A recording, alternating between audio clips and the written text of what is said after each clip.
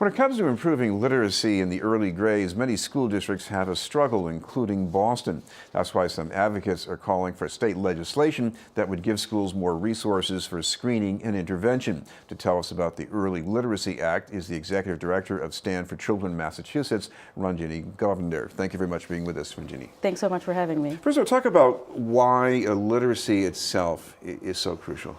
Yes, so reading is a fundamental life skill. If you cannot read, your chances of succeeding in life are far diminished. So we know that if you're not reading on grade level by the time you finish third grade, you're 4 times less likely to graduate from high school.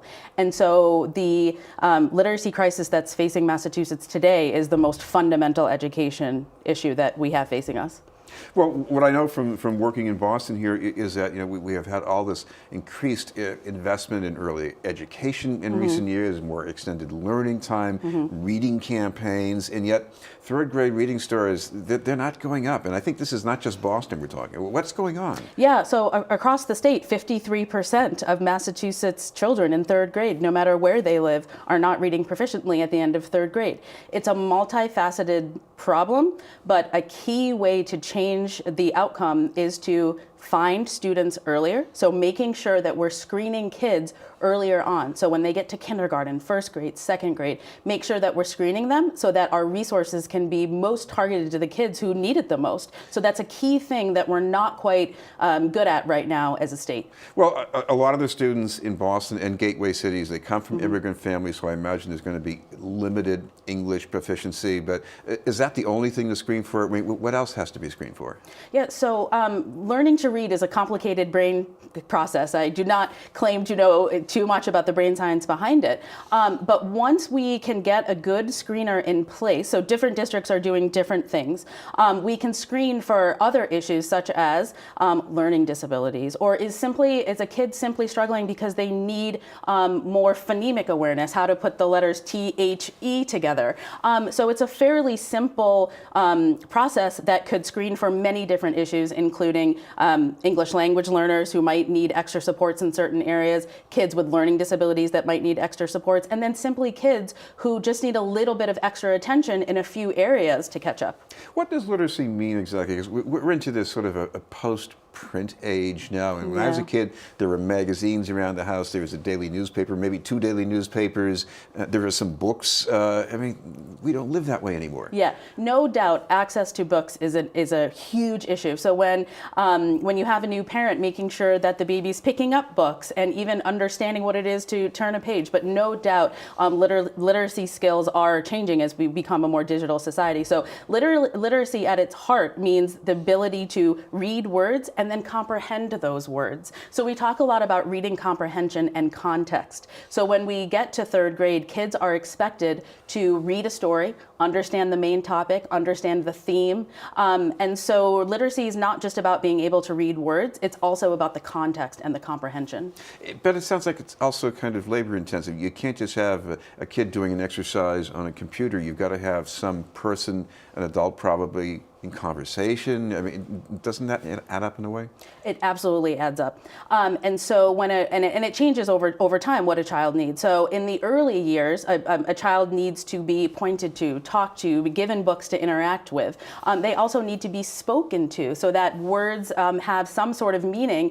Even when they're not ready to repeat back those words, kids are learning from day one. So we know that 80% of brain development happens before the age of 3. So not only is it interaction with books, but you're right, it's a very multifaceted, complex way that children learn how to read, and children also learn in different ways, which is why it's so important to target our resources to figuring out how do we find the most struggling students, and then how do we tailor the support to that individual student. So you're right, it's not just the interaction of books. Explain how that screening has to come in, because you're not waiting to the first or second grade to find out that this child has a reading problem. Talk about what do you do at age 3 or 4? At age 3 or 4, you're looking at how a child is speaking. You're looking at how a child is interacting with books. You're also doing other developmental screenings as well. So there are screeners out there that preschool teachers use to take a look at cognitive ability, developmental ability. So screeners, as children grow older, screeners change, of course. This has been the news, and we're talking with Ranjini Govender from Stand for Children in Massachusetts. Ranjini, what would this act do that's not being done already? Yeah. So this act addresses this critical issue of the fact that 71% of low-income children are not reading where they should be.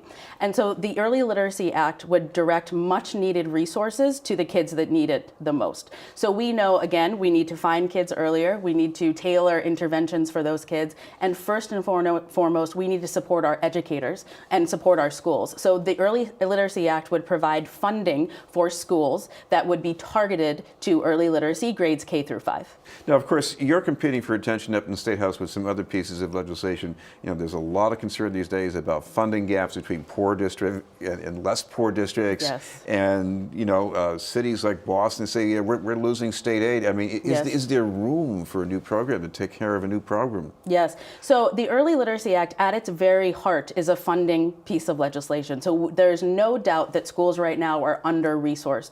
We need to give resources to schools, but we also need to be targeted in their focus and in the way that we're going to give money to schools to say, you have flexible ways to spend these dollars. You can spend it on a myriad of ways, but you also need to make sure that you're spending it in ways that are targeted to early literacy because it is such a pervasive problem. So we hear a lot about the foundation budget, and there is no question that we need to flow more dollars to schools.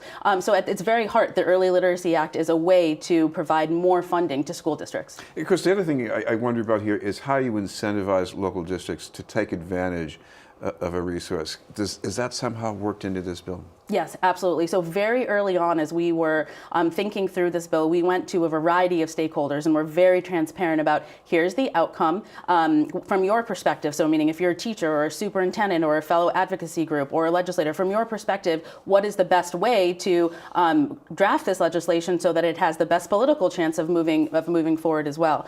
And so the way that we crafted the bill was definitely directed resources, but also flexible ways to use the dollars. Now, I'm sure somebody said up there, show me a program or a state where something like this was tried and it got results. Can you say something like that? Yeah, so Massachusetts is a leader in public education, but we also have a really big achievement gap. So there are other states that have targeted resources to helping find children that are struggling, to intervene with students with success. So we know that if you're a child that is struggling and you receive intervention, you are 85 to 90% more likely to catch up than a child that does not receive intervention. So states across the country are channeling more money into screening and intervention, but Massachusetts definitely has an opportunity to be a leader here. And finally, if people want some more details, you've got the website they can check out? Yes, thanks so much, sir. It's everychildreadsma.org. Thank you very much for being with us. Thank you so much, Chris, for having me. Ranjini Govender for Stand for Children, Massachusetts.